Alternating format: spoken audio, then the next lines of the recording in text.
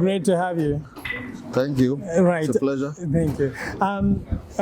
You spoke much about reducing the housing deficit in the country, and you look to have made a lot of impact on the participants at this program. First of all, is it achievable reducing the deficit to the barest minimum?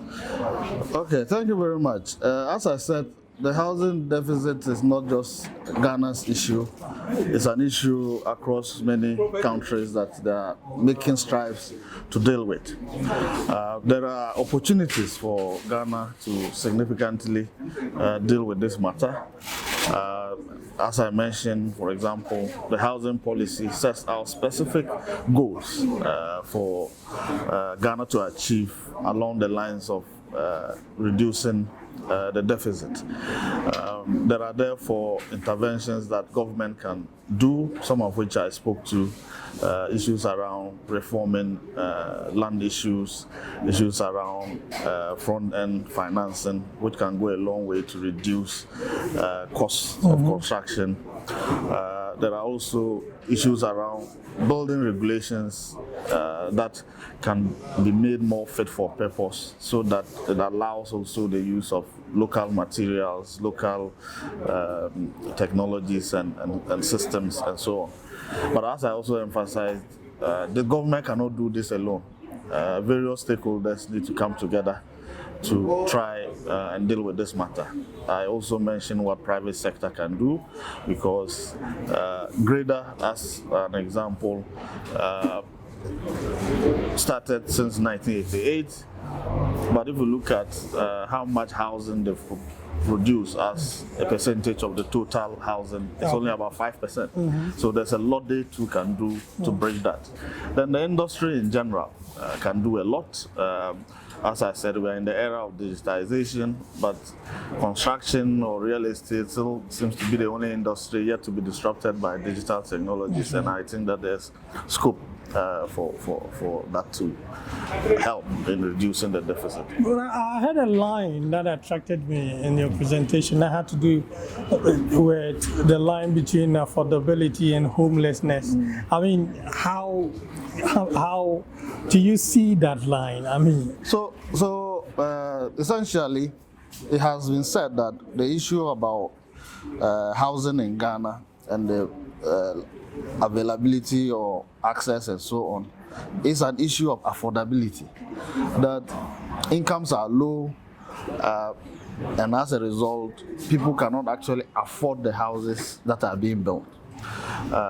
And that is why I emphasize that the paradigm needs to shift, because for now, most real estate agents and even government interventions are targeting high-income people, because low-income people can't afford the houses that are being built.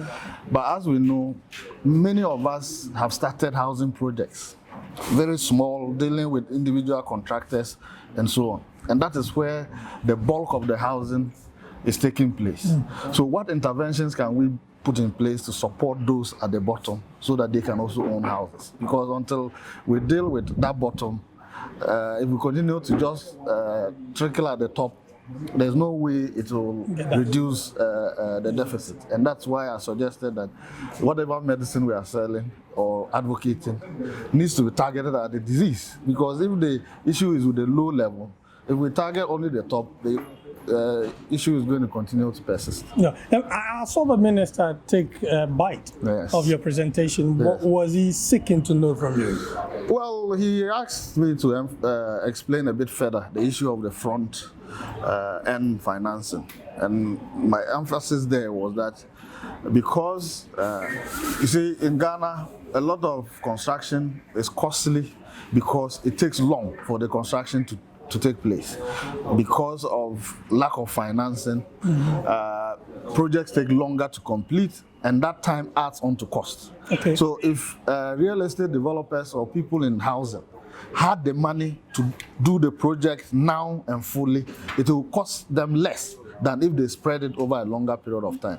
So any interventions that allow for there to be front-end financing so that people can quickly complete the project and even then pay for the loan, it will help them better than doing it over a long period of time, because as you know, material prices change, costs for equipment and all those will change over the period of the project. So the longer the project, the more costly it's likely to be. So I explained what that was, and I was glad he also agreed with me that one of the ways to deal with this deficit issue is setting up the National Housing Authority, which in many countries has taken charge as the key focal government institution to dealing with issues of housing and so on. And I'm glad that he says it's in the pipeline, and hopefully when that is in place, it will also be another institution to help deal with the housing crisis. Right. Thank you very much. Thank you very much. Right.